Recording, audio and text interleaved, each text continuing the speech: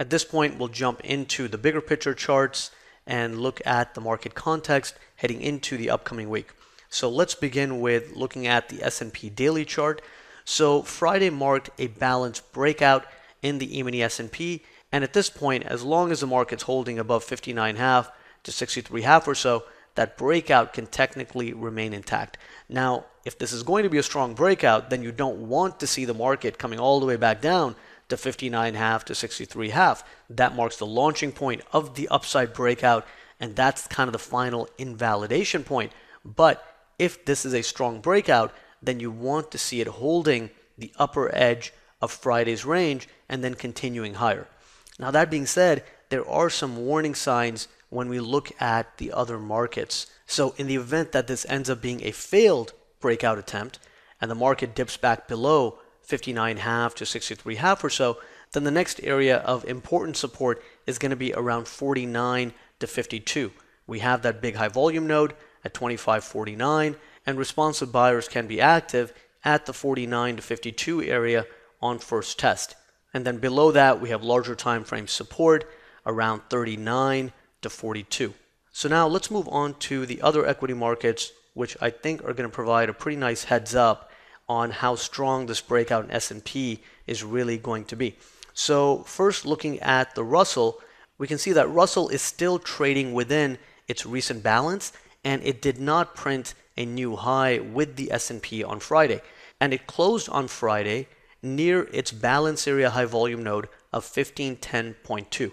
So heading into the upcoming week, we're going to be watching to see whether we can now get upside participation in the Russell. At the very minimum, we want to see it holding above the 1510 area, and then ideally you want to see it start to break out beyond 1514 and then eventually beyond the 1517 to 1518 area to fresh all-time highs.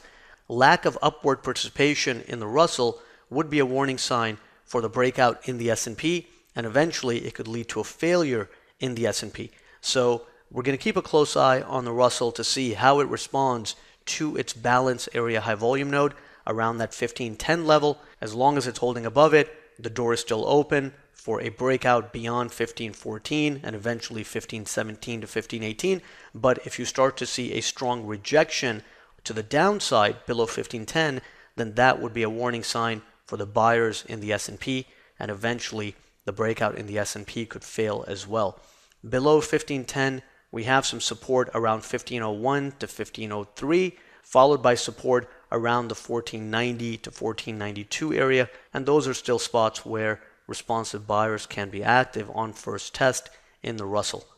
Now moving on to Nasdaq, we can see that similar to the Russell, Nasdaq did not break out to a fresh all-time high on Friday. And heading into the upcoming week, we want to see Nasdaq holding above 6090 to 6100, and a break below that area would be another warning sign for buyers in the S&P. So at this point, we want to see that upward participation in the Nasdaq as well, and a lack of strength in Nasdaq could limit the upside in the S&P, and a breakdown below 6090 to roughly 6100 in NQ would be a notable warning sign for buyers in the S&P. From there, we could go down towards the 67 to 73 area. 6073 is the balance area high volume node in NQ. That's a spot where responsive buyers can be active. And then below that, we have some recent lows around 6038 and 6055, which are also spots where responsive buyers can be active on first test. But right now, the main focus when we look at the Russell and the Nasdaq is going to be whether we are continuing to see upward movement in these markets, which would support the breakout in the S&P. And if we're not seeing that, or if we start to see outright weakness in Nasdaq and Russell, then we have to be very careful on the long side in the S&P, because then the breakout from Friday would really be in question, and we could see a short-term reversal take place in ES. So that is how NQ is set up in relation to the S&P 500. Now finally, let's move on to crude oil. So like I mentioned in last week's video, crude is in a very neutral state right now. So that means that when it gets exhausted to the upside into resistance, sellers step in, and when it gets exhausted to the downside into support, buyers step in. So neutral means that neither side is really very dominant or in control. And looking at the daily chart, you can see that crude oil has been very range bound between this 49 to roughly 53 area.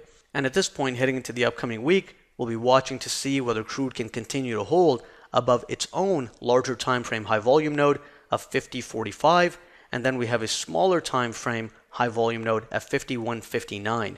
So continuing to hold above 51.59 would leave the door open for a retest of this 52.80 to 53.36 area, which marks resistance in crude, and on first test, sellers can be active there. And then beyond 53.36, you can see that we have this larger time frame balance area that crude broke down from earlier this year.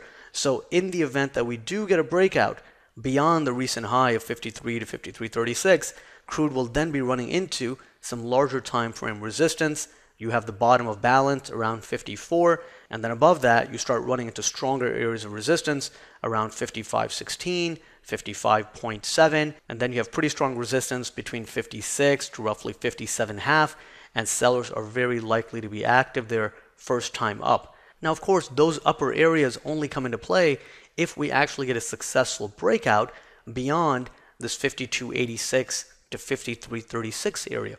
So crude oil first needs to deal with this 52.86 to 53.36 resistance before we can even consider the resistance areas above. And right now, it's in a very balanced state. So on the upside, we can still get sellers active at that 52.86 to 53.36. And until we get any kind of real sustainable breakout beyond that zone, crude oil is still going to be in a very balanced state. It'll be trading in a sideways trading range. On the downside, below the 50.45 high volume node, we have support at those recent lows around 49.32 to 49.77. That is a spot where buyers can be active on first test. And then in the event that we get a breakdown below the 49.32 area, the next area of support is going to be at 47.79 to roughly 48.30, followed by larger time frame support around 46.35. But right now, the range that we are working with is roughly 49 to 53 or so. And until we get any kind of sustainable breakout beyond that 53.36 resistance, or we get any kind of major breakdown below the $49 mark, the market is stuck in a range. It's in a very balanced state, and that means that sellers can be active anytime it gets a bit overdone into resistance, and buyers can be active anytime it gets exhausted into support, and it can continue to be in this balanced state until we get any significant breakout or breakdown. So that is how crude oil is set up heading into the upcoming week, and that wraps up this week's video. I hope you all had a great trading week and good trading in the week ahead.